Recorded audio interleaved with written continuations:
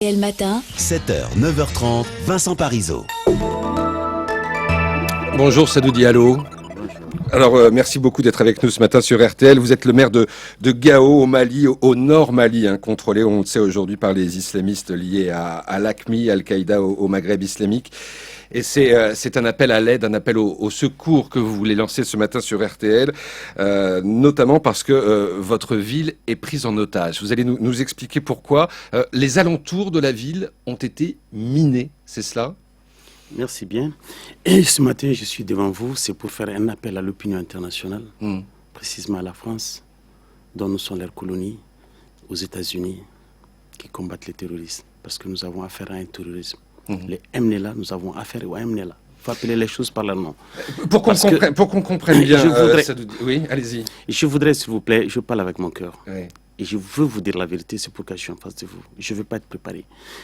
On a affaire au MNLA, il faut que ça soit clair. Mais dans le MNLA, ce n'est qu'un bras utilisé pour faire un besoin.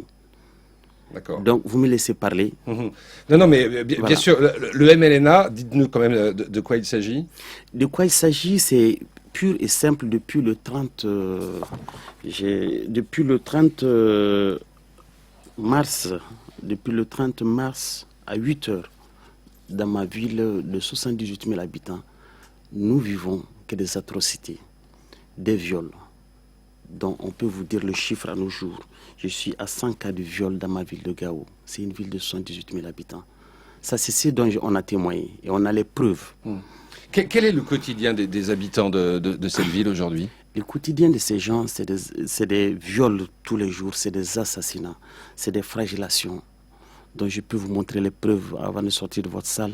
J'ai des SMS qu'on m'a envoyé, des gens qu'on bastonne tous les jours dans les rues de Gao.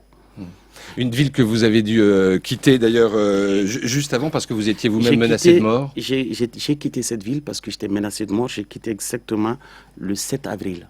Mais depuis que j'ai quitté, minute par minute, je suis avec la technologie, je suis tout ce qui se passe dans ma commune à travers mes conseillers. Et d'ailleurs, il y a 4 jours, j'ai un conseiller qui a été assassiné par 3 balles dans le corps. Et c'est dû à cela d'ailleurs que le lendemain, moi j'ai fait un cri de cœur aux enfants qui sont là-bas, à la jeunesse, qui est sortie le lendemain. Et MNLA a tiré sur eux, il y a eu 7 morts.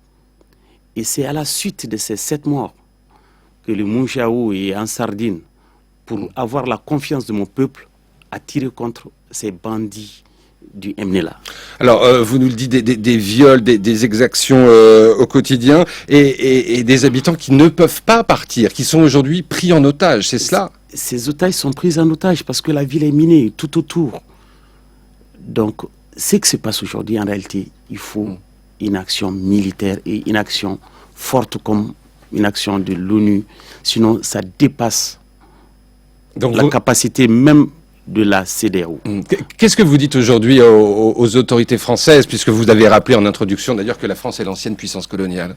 Ce que je rappelle à la France, je fais un cri de cœur. Il faut qu'ils viennent à notre secours. Parce que, je me rappelle, il y a un an, ils sont venus au secours de la Libye, qui est une colonie de l'Italie. Nous sommes leur colonie. C'est un devoir moral pour eux de venir à notre secours. Parce que tous les jours que fait, nos filles, nos femmes sont violées. Nous n'avons pas les moyens de les secourir. Si moi je cours à travers le monde, c'est pour faire un cri de cœur. Et mon cri de cœur doit être entendu par la France. Particulièrement par la France. C'est mon souhait. Est-ce que vous pensez aujourd'hui qu'une opération militaire est possible au Nord Mali ? Je crois qu'on n'a même pas besoin d'attendre l'autorisation de mon gouvernement pour faire une opération parce que c'est un devoir. Si moi j'étais un intellectuel, j'allais même faire un appel à la Cour de la Haye pour non-assistance en personne en danger. J'allais porter plainte même contre l'ONU. Mais une action diplomatique n'est pas possible aujourd'hui. Est-ce qu'il y a par exemple des pays qui soutiennent ces islamistes, qui leur livrent des armes ? Et quels sont ces pays ? Mais naturellement, les pays les soutiennent. Les pays les soutiennent, vous les connaissez mieux que moi parce que la technologie vous permet de savoir s'il y a une aiguille qui tombe dans le Sahara du Mali. Le gouvernement français sait qui sont ceux qui soutiennent ces terroristes. Qui ? Il y a le Qatar. par exemple. Il y a le Qatar qui envoie des vols, soi-disant des vivres, d'assistance tous les jours sur les différents aéroports de Thessalite, de Tombouctou, de Gao. Et ça, c'est su par le monde entier. Mais ce que je voudrais dire, après mon cri de cœur, est que si l'opinion internationale n'intervient pas dans la région de Gao, que je sais, tout le Sahara a des problèmes, mais la région de Gao que je sais, nous sommes 98% religieux, musulmans. On a connu l'islam même avant ces gens. Parce que nous, les Maliens, on est le seul d'ailleurs qu'à la Kaaba, à la Mecque, nos ancêtres depuis au XIIIe siècle ont acheté des terrains en face de où on fait le pèlerinage. Donc on est musulmans depuis au XIIIe siècle. Ce n'est pas des gens qui viennent nous apprendre la religion musulmane. Mais ce qui se passe, c'est que nous avons des croyants purs et durs de la religion musulmane chez nous. Ceci, quand on prend dans l'air, on puise, le terrorisme est en train de puiser dans les écoles de nos frères-là. Si on forme ces gens, après 2 mois, vous ne pouvez plus rien faire. Parce qu'on enroule des jeunes de 16 ans, que je les imagine ici. Vous voyez les exactions qu'on a. Des jeunes de 16 ans que tu enroules. Tu les terrorises, tu le fais comprendre que s'il se fait exploser, il ira directement au paradis. Et que voilà ce qu'il va avoir. Vous dites qu'il y a urgence, évidemment, pour votre ville, pour le Nord Mali. C'est pour le Mali qu'il y a une urgence. Oui. C'est-à-dire que la situation peut encore durer comme ça combien de temps, d'après vous? Mais elle ne doit même pas durer pour moi. Si c'est à ma demande, elle ne doit pas durer même 1 minute. Parce que vous savez, ça a un impact sur le sud du Mali. Parce que tous ceux qui ont pu sortir sont au sud du Mali.